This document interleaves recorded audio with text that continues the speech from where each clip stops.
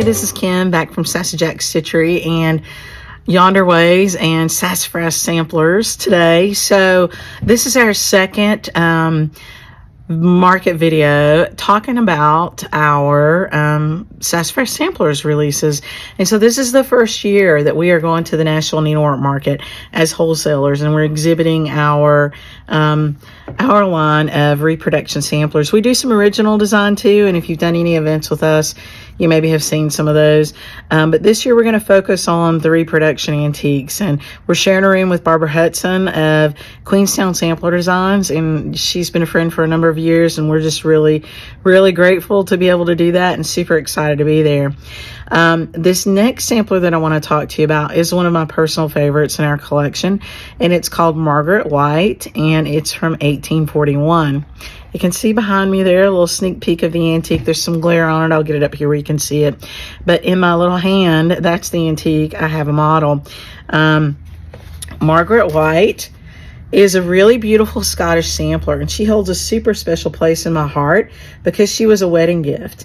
And my friends purchased the antique from Lorraine Moots, and if you know anything about Sampler and Antique Needlework Quarterly or prolific collectors and reproduction artists, you know Lorraine, and she's just a treasure in our needlework community, and I love her personally as a little bit of a mentor and a friend. And I've been privileged to visit her home in Germany. She is an American who lives in Celle, Germany. And Celle, once upon a time, had an amazing sampler, antique sampler collection, and Lorraine was a big part of keeping that out there and accessible for people. And so she lives in Celle now. And this was one of the first antiques behind me that she let leave her collection and her personal collection. So my friends approached her. I was getting married in 2016 to Everett Ponder. They knew that I love Scottish samplers, and at that time I did not have one in my collection, and they asked Lorraine if she had one that she could part with, and this was the one that she allowed them to purchase and give to me as a gift, and I just love it. It's like a gift from Lorraine too, because it's just so beautiful and sweet. And you can see that it is a Scottish sampler, but it has a lot of Dutch influence. It's got that great big Dutch tulip there. It's got that beautiful windmill. It's got hearts on it, which makes it perfect for a wedding sampler. You see that heart there. There's another heart there, a little shepherd. Some kind of cool little quilty designs in a beautiful little house.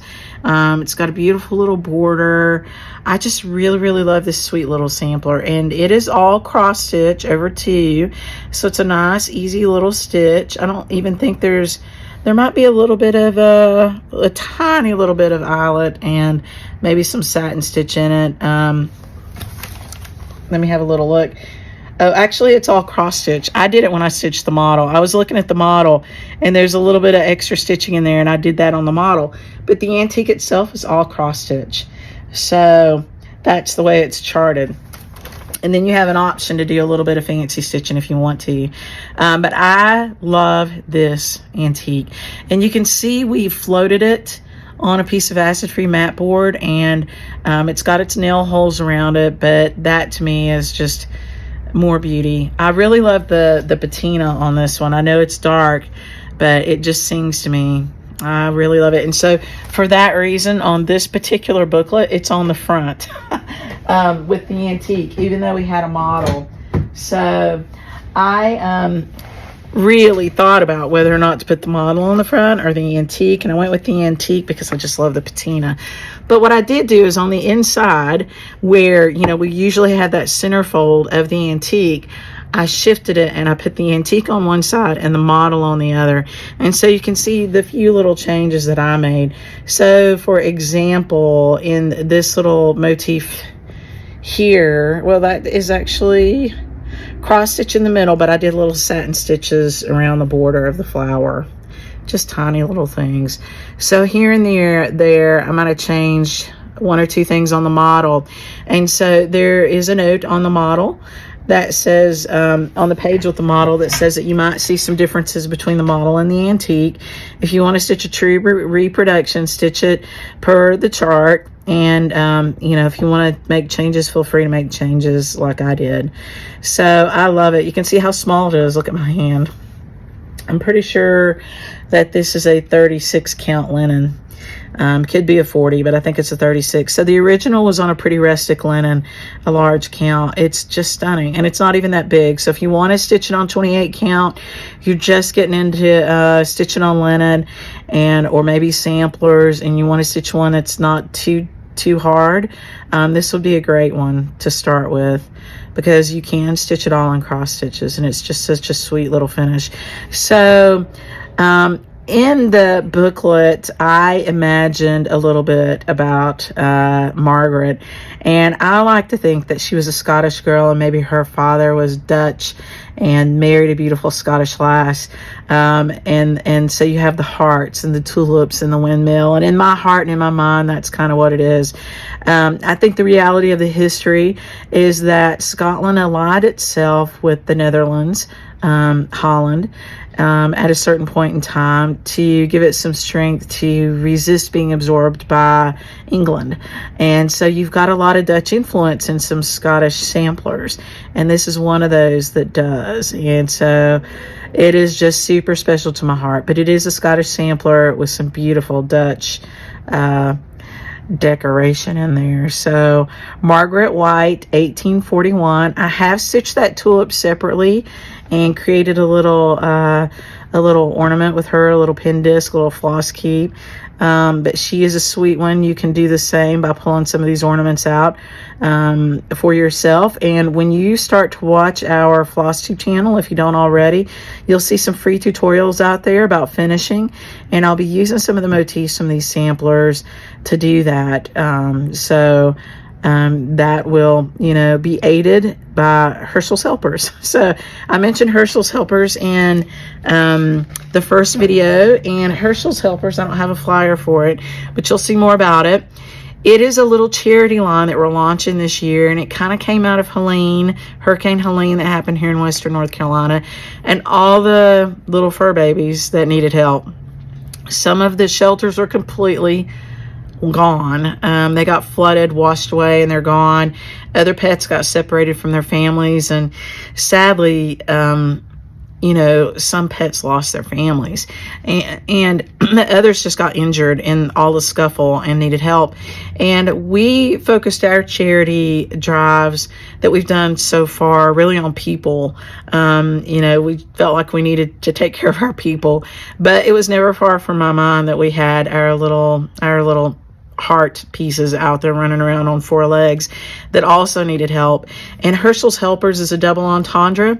So it's meant to help you with your finishing, and it's smalls. It's little pre-cut acid-free mat boards in lots of different shapes and sizes, along with hand-dyed silk ribbon and palms and twill and free tutorials on finishing, because that is just, it sings to my heart. And so any kind of little retreat or online event that we do here that I teach in, or that I'm heavily involved in, I'll sneak in some of that because it's just near and dear to my heart. I think it adds beauty to your life. It's a good skill set to have, and it's not intimidating. And so you'll see me pulling some of these things from these samplers and using them to show you how to use Hershel's Helpers. The cool thing about Hershel's Helpers too, I don't know if I've said this yet, 25% of the retail price goes to pet charities. And so that's where the charity contribution comes in. And we at Sassy Jacks Stitchery bear that contribution cost. So if we sell Hershel's Helpers, we make the 25% donation to a local pet charity. If we sell it wholesale, we still, out of our wholesale funds, our portion of the profit, basically, we make the charity donation. The purchasing shop doesn't have to bear that cost, but they will be entered into a monthly drawing to choose the pet charity. And so if we choose your shop's name that month, then they get to tell us a pet charity that's near and dear to their heart in your local area. And so we will make 2 monthly donations, one for Sassy Jacks Stitchery and one for your shop, or hopefully if your shop wins the drawing, you know, you'll get it there. But half of them will always go somewhere else, and you know, the part that gets sold here will stay here locally in Western North Carolina and Eastern Tennessee, that were both really harmed by Hurricane Helene. And so we're really excited about it. I'll do a separate video, show you the products, but I just want to throw that in here and there so that you know when you look at these really pretty motifs like this one, that you can do something fun with that, and I'm going to make it easy for you to do it. So ask your chosen shop, your local shop, or your chosen online shop to order Margaret White 1841 for you from Sassafras Samplers. And we will look forward to chatting with all of them at the Nashville Needlework Market. And I hope you love Margaret. You may never love her as much as I do because she's so special, but I hope you love her a lot. So I'll be back and show you another one. Bye.